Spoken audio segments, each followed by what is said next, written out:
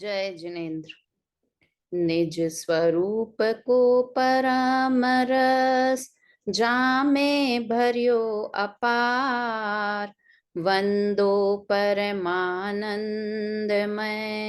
समय सारे अविकार। कुंद कुंद मुनि चंद्रवर अमृत चंद्र मुनीन्द्र। आत्मरसी बनारसी वंदो पद अरविंद। नाटक समयसार ग्रंथ जो कि पंडित बनारसी दास जी ने लिखा है, उस पर हमारी चर्चा चल रही है। आज की क्लास एक स्पेशल क्लास ले रहे हैं क्योंकि इसमें जो हमने बंध द्वार के अभी तक 15 छंद पढ़ लिए हैं, उसका हम एक बार रिवीजन करेंगे पूरा 1 से लेकर 15 तक। 58 छंद टोटल इस अधिकार में, इस द्वार में है। और ये कौन से नंबर का द्वार है? 8वें नंबर का द्वार है। अभी तक हम 7 द्वार पर चर्चा करके आए हैं और ये 8वें नंबर का द्वार है। बहुत इंपॉर्टेंट द्वार है क्योंकि हम अभी तक परेशान बंधन से ही हैं। हमारा प्रयोजन ही है कि मुझे झटपट मोक्ष में जाना है। और मोक्ष किसे कहते हैं? कि बंधन का अभाव होना, उसका नाम मोक्ष है। तो मोक्ष में जाना है तो हमें बंधन का अभाव करना है, बंध का अभाव करना है। तो हम क्यों बंध रहे हैं, उसका स्वरूप इस द्वार में बनारसी दास जी ने बताया है। तो हम चर्चा प्रारंभ करते हैं। स्क्रीन शेयर करती हूं मैं। हम एक एक छंद पे बात करेंगे कि हमने क्या उस छंद के बारे में पढ़ा था। बंध द्वार 8 नंबर का द्वार है ये। पहला छंद था, प्रतिज्ञा वाक्य था कि अभी तक वो निर्जरा की कहानी इसके पहले कहकर आए हैं और अब बंध का थोड़ा वर्णन यहाँ से करते हैं। ऐसा पहला छंद था। दूसरा छंद मंगलाचरण का छंद था, जिसमें उन्होंने बात की थी कि मोह बहुत बलवान है। मोह मतलब मिथ्यात्व का भाव, वो बहुत बलवान है और उसने सारे संसारी जीवों को अपने वश में कर रखा है। मिथ्यात्व ने। हम संसार में क्यों हैं? क्योंकि हमारी मान्यता उल्टी है, मिथ्यात्व है। तो मोह महाबलशाली है, किंतु उस बलशाली से भी अधिक बलशाली कौन है? सम्यक दर्शन है, सम्यक्त्व है, या कहें सम्यक दर्शन ज्ञान और चारित्र है, जो उस मोह को पछाड़ फेंकता है।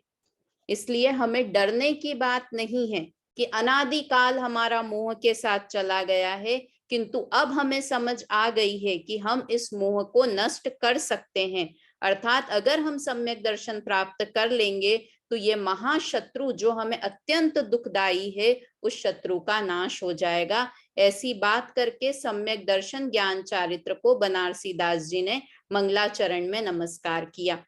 बनारसी दास जी की अपनी ही शैली है। वो पंच परमेष्ठी को नमस्कार नहीं करते हैं, किंतु पंच परमेष्ठी भी जिसको नमस्कार करते हैं, ऐसी आत्मा और आत्मा के आश्रय से प्रकट होने वाले सम्यक दर्शन ज्ञान चारित्र को नमस्कार करते हैं। तीसरा छंद जो था है, तीसरे छंद में ज्ञान चेतना और कर्म चेतना का वर्णन किया, जिसमें ये बताया कि ज्ञान चेतना कि जो आत्मा को जाने ऐसी चेतना, और कर्म चेतना जो शुभ और अशुभ भावमय है, उन दोनों में जो एक साथ रहती है। देखो, चेतन की चेतना दुहुदु गुप चुप, दुहुदा गुप चुप है कि जो दोनों चेतनाओं में, ज्ञान चेतना और कर्म चेतना में जो चेतना रहती है, अर्थात ज्ञान सामान्य है, उसकी बात मैं यहाँ कहूंगा, ऐसा बताया। उस चेतना को, ज्ञान चेतना को यहाँ याद किया। अगला चौथा नंबर का छंद, यहां से जहां से समझे मुख्य बंध द्वार प्रारंभ होता है, उसकी बात की है ना। यहाँ पर ये अभी आज हम क्या कर रहे हैं, जिन्होंने लेट ज्वाइन किया, ज्योति भाभी, राजेश आंटी, कि अभी तक हमने 15 छंद यहाँ पर पढ़ लिए हैं। उन 15 छंद का हम रिवीजन आज की क्लास में कर रहे हैं। तो चौथा छंद है, उसमें कर्म बंधन का कारण क्या नहीं है और कर्म बंधन का कारण क्या है, इस तरह से 2 छंद, चौथा और 5वां छंद, दोनों छंद इस बात के लिए थे। एक बार हम चौथा और 5वां छंद साथ में बोलते हैं, क्योंकि ये इम्पोर्टेंट छंद है और ये ही इस बंध द्वार का मुख्य है। अगर इन दो छंद को समझ लिया तो समझो हमने पूरे बंध द्वार को समझ लिया है। इसलिए ये दो छंद का पाठ करते हैं, फिर इसके अर्थ पर चर्चा करते हैं। कर्म जाल वर्ग ना सो जग में न बंधे जीव, बंधे न कदापि मन वच काय जोग सो, चेतन अचेतन की हिंसा सो न बंधे जीव, बंधे न अलख पंच विषय विष रोग सो, कर्म अबंध सिद्ध जोग सो अबंध जिन, हिंसा सो अबंध साधु ज्ञाता विषय भोग सो, इत्यादिक वस्तु के मिलाप सो न बंधे जीव, बंधे एक रागादि अशुद्ध उपयोग सो। चौथा नंबर का पांचवा भी एक साथ पढ़ते हैं, फिर उसके बाद इस पे चर्चा करेंगे।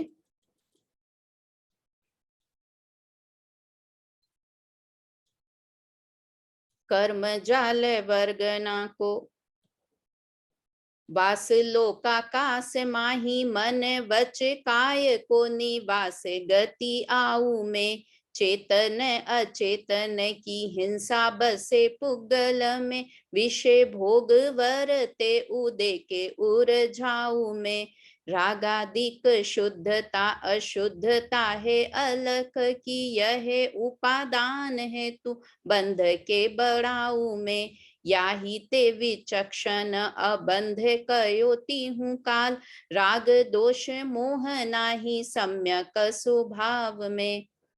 पहले चौथे छंद में 4 में बताया कि हम बंध का कारण किसे मानते हैं, कि कारमान वर्गना, योग, उसके बाद हिंसा और उसके बाद 5 इंद्रिय के विषय। अगर ये हमें हैं तो हमें कर्म का बंधन होगा। तो क्या ये बात गलत है कि इन चारों से बंधन नहीं होता? कि इनसे बंधन तो होता है, किंतु इतना बड़ा बंधन नहीं होता कि जो हमें अनंत संसार में परिभ्रमण कराए। ऐसा बंधन इन चारों से नहीं होता है। कौन सी 4 चीज? कारमान वर्गना, योग मतलब मन वचन काय का परिस्पंदन। हम सोचें कि हमें सिर्फ ध्यान लगा के बैठना है, हाथ नहीं हिलाना है, वचन नहीं बोलना है, अगर मैंने ऐसा किया तो मुझे कर्म बंधन नहीं होगा, तो कह रहे हैं कि तू भूल में है। अगर हम ऐसा सोचें कि अगर हमने हिंसा की तो मुझे बंधन होगा, अगर मैं एक जगह पर बैठा रहूं पूरा दिन कुछ नहीं करूं, तो हम सोचें कि आज मैंने हिंसा नहीं की है तो आज का दिन मुझे बंधन नहीं हुआ है, तो कह रहे हैं ये बात भी गलत है। और चौथा हम मानते हैं कि 5 इंद्रिय के विषय भोग अगर मैंने भोगे तो मुझे बंधन हो जाएगा, तो कह रहे हैं ये बात भी गलत है। सिर्फ इससे बंधन नहीं होता, इनसे बंधन तो होता है किंतु बहुत अल्प बंधन होता है, इससे अधिक बंधन नहीं होता कि जिससे मुझे डरने की जरूरत है ना। देखो मोक्ष मार्ग प्रकाशक में टोडरमल जी साहब ने भी लिखा है, हिंसा में प्रमाद परिणति मूल है और विषय कषाय में अभिलाषा मूल है ना। तो अगर हिंसा है तो हिंसा में हमें प्रमाद कितना है, क्योंकि वास्तव में किसी जीव को मारना और बचाना हमारे हाथ में नहीं है। कठिन बात है ये सोचना भी कि हम किसी जीव को मार भी नहीं सकते और बचा भी नहीं सकते, कि प्रैक्टिकल है, करके देख लो।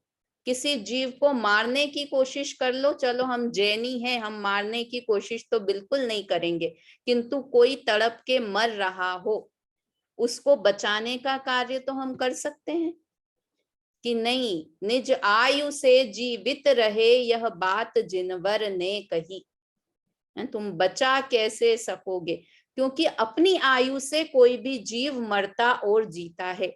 तो हमें बंधन किससे होता है, कि हमें बंधन अपने परिणाम से, अपने अभिप्राय से होता है।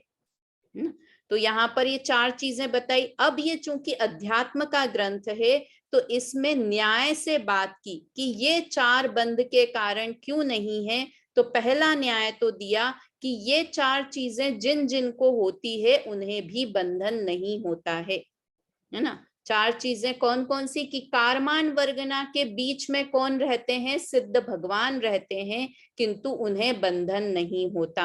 दूसरा, मन वचन काय का योग अरहंत भगवान को भी है, किंतु अरहंत भगवान को भी बंधन नहीं होता।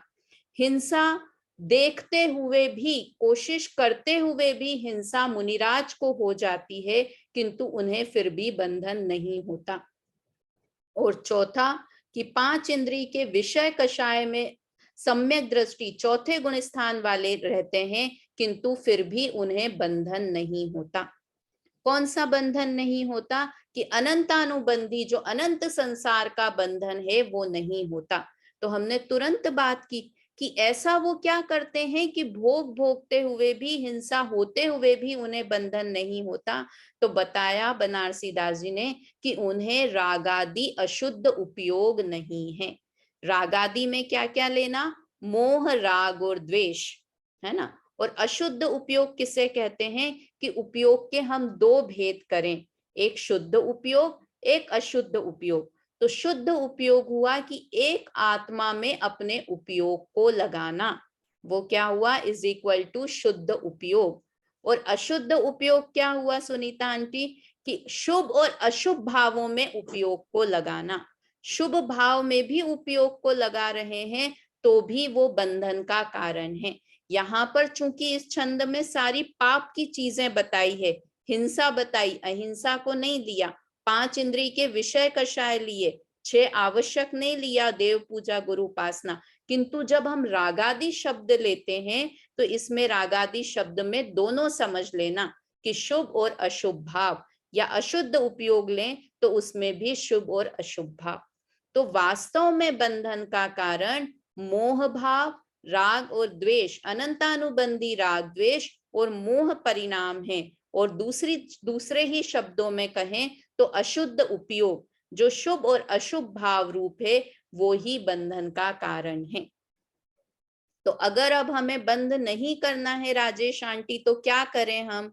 कि हम शुद्धोपयोग में अपने उपयोग को लगाएं, है ना। हम ये कहें कि इन चीजों से बंधन नहीं होता है, तो अब हम हिंसा करेंगे, अब हम पांच इंद्रिय विषयों में लीन रहेंगे, क्योंकि सम्यक दृष्टि भी रहते हैं।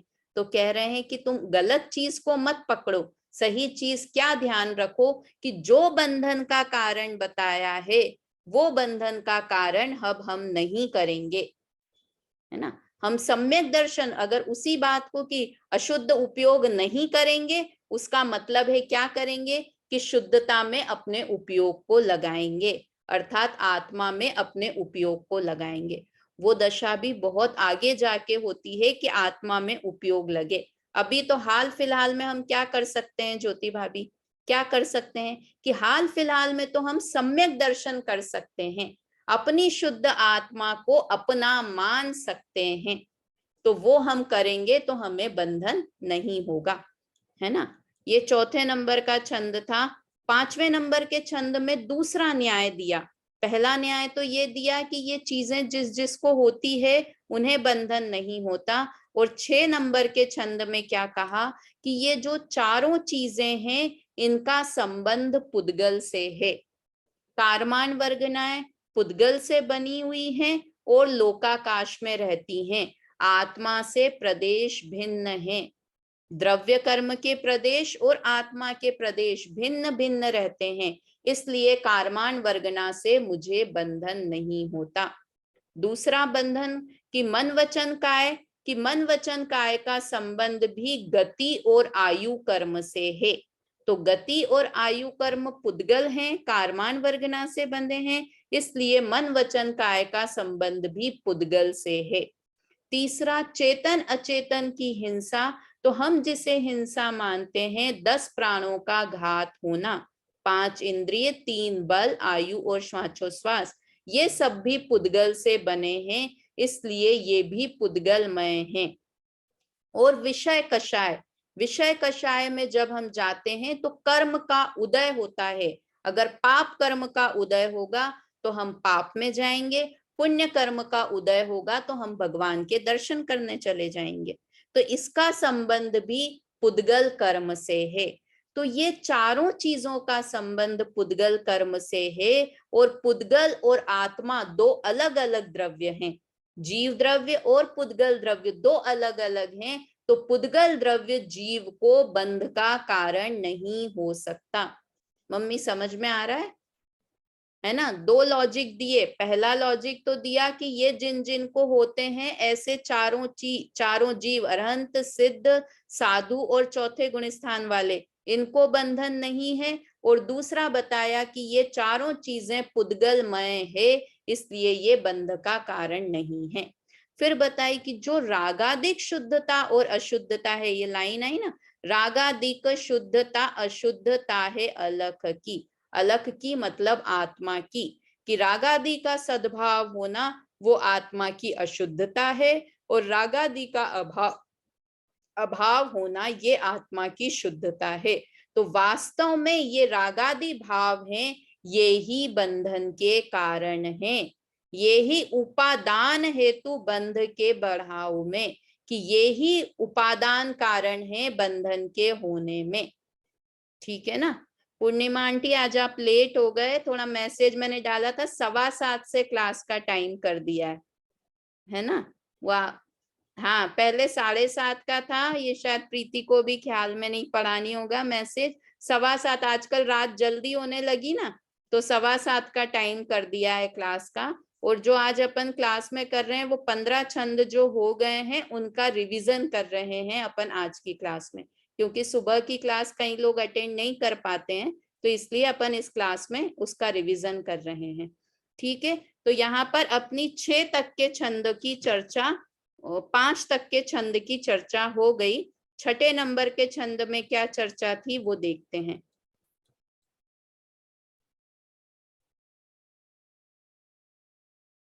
यद्यपि ज्ञानी अबंध हैं तो भी पुरुषार्थ करते हैं, कि अपन ने अभी ऊपर के छंद में बात की कि ये चीजें चारों चीजें हैं किंतु फिर भी उन लोगों को बंधन नहीं होता है, तो क्या वे पुरुषार्थहीन हो जाते हैं? तो उसके उत्तर में ये 5वें नंबर के 6ठे नंबर का छंद दिया कि इन चारों चीजों से, कारमान वर्गना, योग, हिंसा और भोग, इनसे चूंकि बंधन नहीं होता है, किंतु फिर भी ज्ञानी जीव पुरुषार्थ करते हैं। क्या पुरुषार्थ करते हैं? इनसे बचने का पुरुषार्थ करते हैं।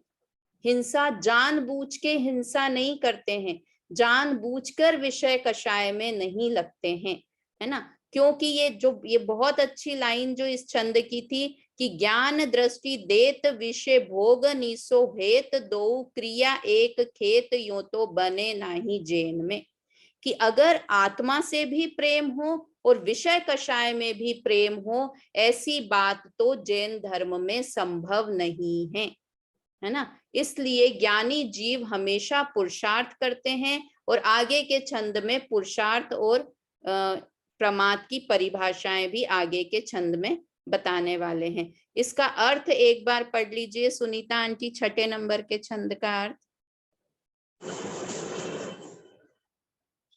स्वरूप की संभाल और भोगों का अनुराग, ये दोनों बातें एक साथ ही जैन धर्म में नहीं हो सकती। इससे यद्यपि सम्यक ज्ञानी वर्गना योग, हिंसा और भोगों से अबंध है, तो भी उन्हें पुरुषार्थ करने के लिए जिज्ञास की आज्ञा है। वे शक्ति अनुसार पुरुषार्थ करते हैं, पर फल की अभिलाषा नहीं करते, और हृदय में सदा दया भाव रखते हैं, निर्दयी नहीं होते। परमाद और पुरुषार्थहीनता तो मिथ्या दशा में होती है, जहाँ जीव मोह निद्रा से अचेत रहता है। सम्यक भाव में पुरुषार्थहीनता नहीं है। हाँ, मतलब वो दया भाव हृदय में रखते हैं, निर्दय भाव नहीं रखते, क्योंकि मुख्य 2 ही चीजें थी इसमें, कारमान वर्गना और योग, ये तो फिर भी हम समझते, किंतु जो हमें मुख्य था कि विषय अभिलाषा और दूसरा हिंसा, ये बंध के कारण क्यों नहीं है? तो उन्होंने बताया कि ये दोनों, वो विषय अभिलाषा भी नहीं करते हैं और दूसरा मन में दया का परिणाम रखते हैं, निर्दय भाव नहीं रखते हैं, इस तरह हमेशा पुरुषार्थी रहते हैं।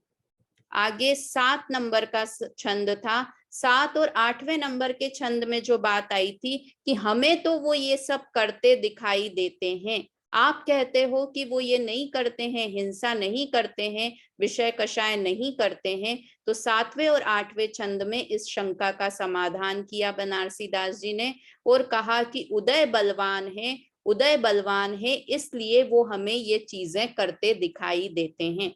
और उदय की बलवानता पर 8वें नंबर के छंद में उदाहरण दिए, 3 उदाहरण दिए कि घाती बहुत बलवान है, किंतु अगर वो कीचड़ में डूब जाए तो वो उद्यम नहीं कर पाता है, फिसल जाता है, उठने की कोशिश करता है, वापस से फिसल जाता है।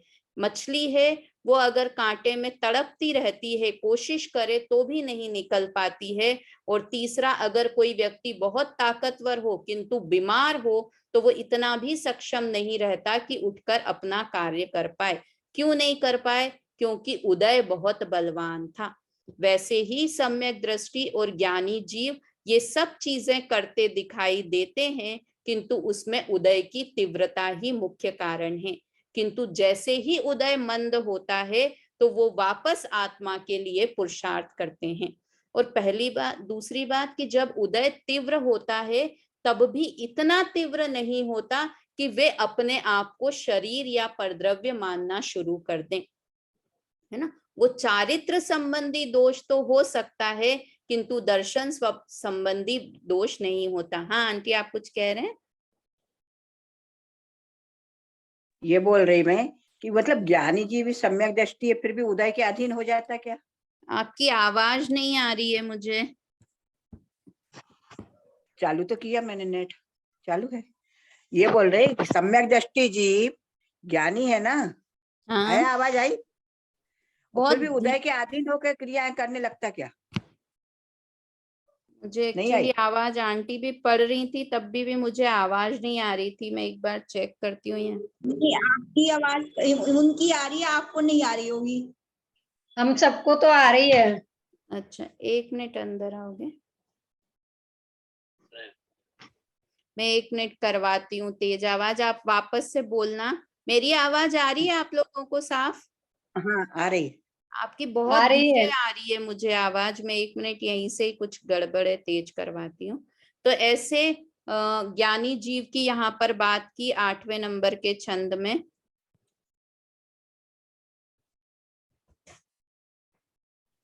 ये आवाज बहुत कम आ रही है, वहां से कुछ बोल रहे हैं ना।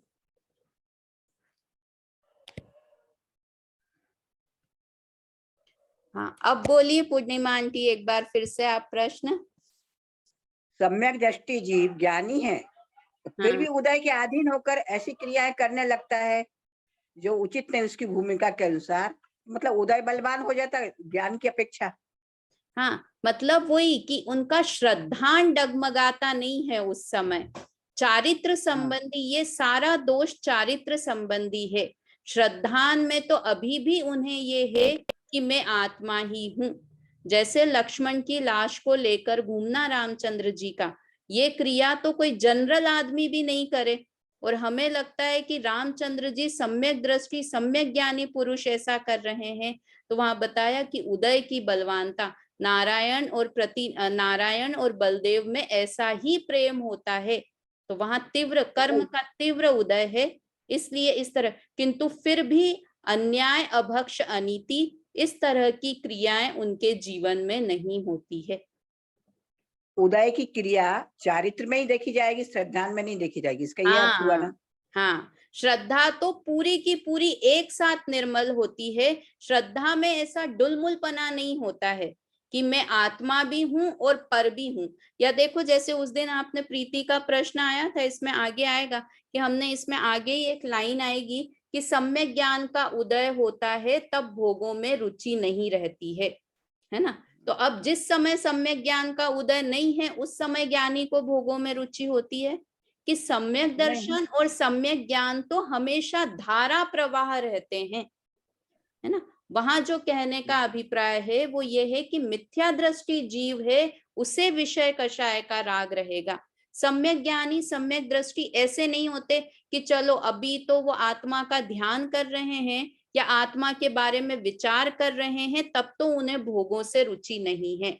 जब आत्मा का ध्यान नहीं कर रहे हैं उस समय उन्हें भोगों से रुचि है, कि ऐसा नहीं है ना। शुद्ध परिणति उनके हमेशा चलती रहती है, हमेशा रहेगी कि मैं आत्मा ही हूं। बाहर में वो विषय कषाय भोग रहे हैं, जैसे हम कुछ भी कार्य कर रहे हैं, जैसे मैं पूजा हूं, है ना, अभी मैं क्या हूं कि मैंने अपने आप को पूजा मान रखा है। अब मैं यहाँ पर रहूं या कहीं विदेश में चली जाऊं, विदेश में मुझे कोई अन्य नाम से लेडी लेडी करके पुकारे, मैडम मैडम करके बुलाए, या कुछ भी कार्य, किंतु मैं अपने आप को भूल जाऊंगी क्या कि मैं पूजा हूं? ऐसा दृढ़ श्रद्धान मुझे हमेशा रहेगा, कब तक कि मैं जन्मी हूं और मृत्यु होगी तब तक भी। वैसे ही ज्ञानी को ये दृढ़ श्रद्धान हमेशा है कि मैं आत्मा ही हूं। वो बाहर में कोई भी क्रिया करे, मतलब ये सम्यक दर्शन की अगाध महिमा है। इसलिए कहते हैं कि एक बार सम्यक दर्शन प्रकट तो करो। एक बार सम्यक दर्शन प्रकट कर लिया, एक बार श्रद्धा में आ गया कि मैं आत्मा ही हूं, तो फिर अब तुम कुछ भी दूसरे काम करते रहोगे, किंतु ये श्रद्धान तुम्हारा नहीं जाएगा। ये नहीं, श्रद्धान इसमें कहा हमें, ना हाँ उदय के अनुसार जीव अलग क्रिया करते हुए दिख रहे ज्ञानी जीव, हाँ समझे उदय बलवान हो गया उनके हिसाब से, तो हाँ ज्ञान श्रद्धा धीमा पड़ गया, हाँ। ऐसा हो गया ना। नहीं नहीं, ज्ञान देखो तीनों अलग अलग गुण हैं। श्रद्धा गुण अलग है, ज्ञान गुण अलग है, और चारित्र गुण अलग है। ये सारा जो उदय का काम है ना, ये चारित्र में आता है। चारित्र गुण में विकारी सारी विकारता आती है, उसका ये देखो हर गुण अलग अलग है। एक गुण का संबंध दूसरे गुण से नहीं है, हर गुण अपना अपना अलग कार्य करता है। तो श्रद्धा में तो जैसे अपन बार बार ये कहते हैं ना, माँ का उदाहरण पहले भी दिया था कि माता बच्चे की पिटाई कर रही है, बहुत जोर जोर से पिटाई कर रही है, किंतु अंदर में क्या श्रद्धान है, ये तो मेरा राजा बेटा है ना। बाहर की तो ये चारित्र वाला काम है कि बाहर में वो विषय कषाय में तल्लीन दिख रहे हैं, हिंसा दिख रहे हैं, उदय की तीव्रता है, ये सब चारित्र का उदय है। किंतु श्रद्धान में पक्का निर्णय है कि मेरा तो आत्मा ही है। हम क्या करते हैं, हमारी भूल हमेशा ये होती है कि हम श्रद्धा और चारित्र को एक मानते हैं। हम बाहर से भी किसी सम्यक दृष्टि की सोचेंगे ना, तो हमें सम्यक दृष्टि यानी एकदम ऐसा नजर आएगा कि वो बिल्कुल साधु आदमी हो, किसी से बात नहीं करता हो। बिल्कुल ऐसा भी हो सकता है कि वो बिल्कुल चारित्र में पूर्ण हो, और ऐसा भी हो सकता है कि वो भरत चक्रवर्ती जैसा हो। पर अपन रत्नत्रय में तो तीनों की शुद्धता गिनते ना। हाँ हाँ हाँ, तीनों रत्नत्रय में की, तो तीनों की शुद्धता, हाँ, तीनों की, दर्शन ज्ञान चारित्र। चारित्र में इतना रहेगा कि अन्याय अभक्ष और अनीति वो नहीं करेगा। चारित्र में बाकी चलेगा। सम्यक दर्शन के बाद इतना तो, और वास्तव में अन्याय अभक्ष और अनीति का दायरा भी बहुत बड़ा है।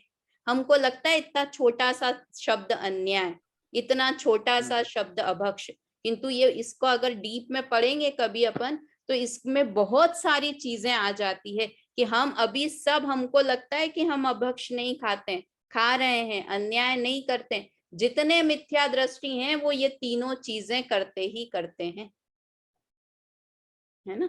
तो चारित्र में अन्याय अभक्ष अनीति जितना पाप नहीं है, और श्रद्धा और ज्ञान तो पूरी तरह से निर्मल होता ही होता है। इसलिए ये चारित्र के दोष रह जाता है। हाँ, चारित्र का दोष है। चलिए, अब 9वें नंबर का छंद में क्या था, अब यहाँ पर क्या पुरुषार्थी है और कौन पुरुषार्थहीन है, दो परिभाषाएं आई थी कि हम प्रमादी और कौन है और पुरुषार्थी कौन है।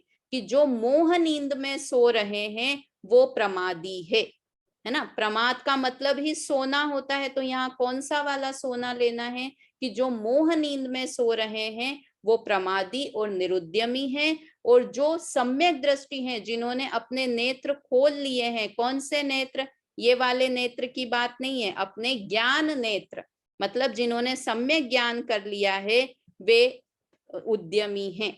तो हमें आलस कौन सा हटाना है कि मोह का आलस हटाना है और ज्ञान का पुरुषार्थ करना है। ऐसी बात ये 9 नंबर के छंद में थी। 10 नंबर के छंद में फिर उदाहरण दिया था ज्ञानी और अज्ञानी की परिणति पर, कि ज्ञानी जीव होता है वो तो समझता है कि क्या कांच है और क्या हीरा है, किंतु मिथ्या दृष्टि जीव होता है वो कांच और हीरे के अंतर को नहीं समझता है। कांच मतलब क्या समझना है यहाँ पर द्रव्य, पर पदार्थ, पर भाव, और हीरा मतलब आत्मद्रव्य। तो तो सम्यक दृष्टि जीव तो हीरे को ग्रहण करता है और मिथ्या दृष्टि समझता नहीं है, इसलिए कांच को मतलब पर द्रव्यों को, पर भावों को अपने सर पे बिठा के रखता है। और जो हीरे के समान आत्मा है उसकी तो खबर ही नहीं है कि मैं आत्मा हूं, ऐसा तो कभी विचार ही नहीं करता है। इस तरह से ये 10 नंबर का छंद था। 11 नंबर के छंद में फिर से एक बार वापस से बताया था कि आलसी कौन है और उद्यमी कौन है। एक तो बताया था कि जो मोह करता है वो आलसी है, और 11 नंबर के छंद में बता रहे हैं कि जो बंध को बढ़ाता है वो आलसी है, और जो बंध से कटने की सोचता है, बंधन को नष्ट करता है, वो पुरुषार्थी है। देखो हमें क्या लगता है कि कुछ करने का नाम पुरुषार्थ है, तो उन्होंने कहा ठीक है, इस हिसाब से परिभाषा देख लो। हमने जो ऊपर वाली, तो हम दो चीज से कि आंख बंद करके सो रहे हैं तो आंख जागृत कर ली तो हम पुरुषार्थी हो गए। अब हमने कहा कि अरे हमें कुछ करने की चीज बताओ ना कि हम क्या करें तो हम पुरुषार्थी हैं।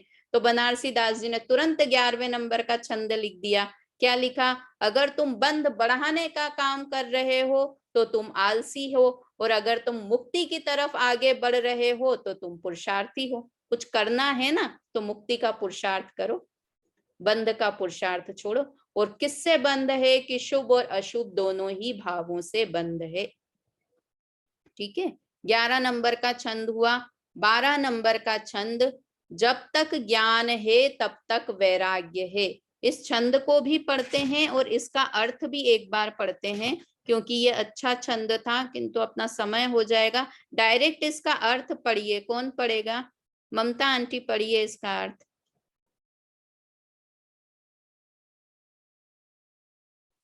11 नहीं, 12वें नंबर का, 12वें नंबर के छंद का अर्थ पढ़िए।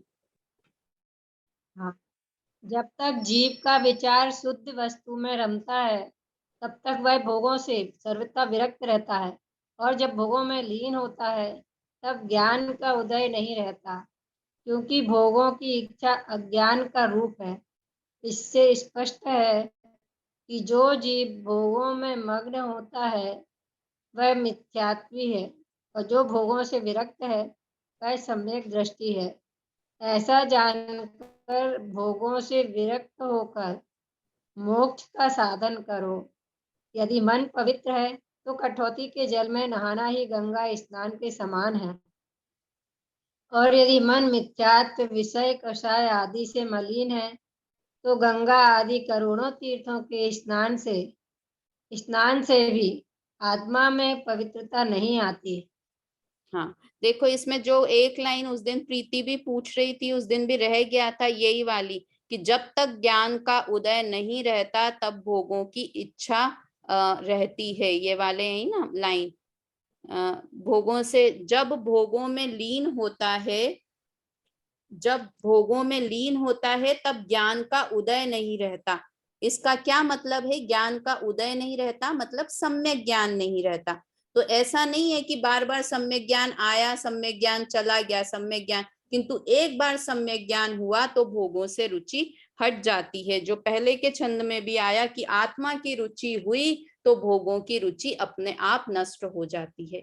एक बार आत्मा की रुचि तो करें तो अपने आप। हम उल्टा चलते हैं, हम क्या कोशिश करते हैं? पहले भोगों की रुचि छोड़ने की कोशिश करते हैं कि चलो आज मैं 10 दिन के लिए, अभी पर्यूषण में 10 दिन बाहर का नहीं खाऊंगा, 10 दिन हरी नहीं खाऊंगा, 10 दिन मोबाइल नहीं देखूंगा, टीवी। हम छोड़ने की तरफ करते हैं, किंतु ग्रहण क्या करना है पहले?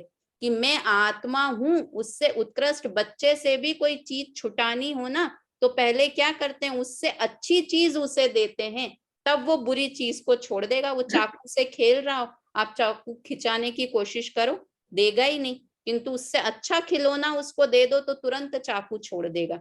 तो हमें भी क्या करना है कि पहले मैं आत्मा हूं, आत्मा की रुचि करेंगे तो अपने आप विषय कषाय की रुचि चली जाएगी, करनी नहीं पड़ेगी, है ना। ये यहाँ पर लिखा है कि ये देखो लास्ट लाइन में कि मिथ्यात्व, विषय कषाय आदि से आत्मा मलिन है।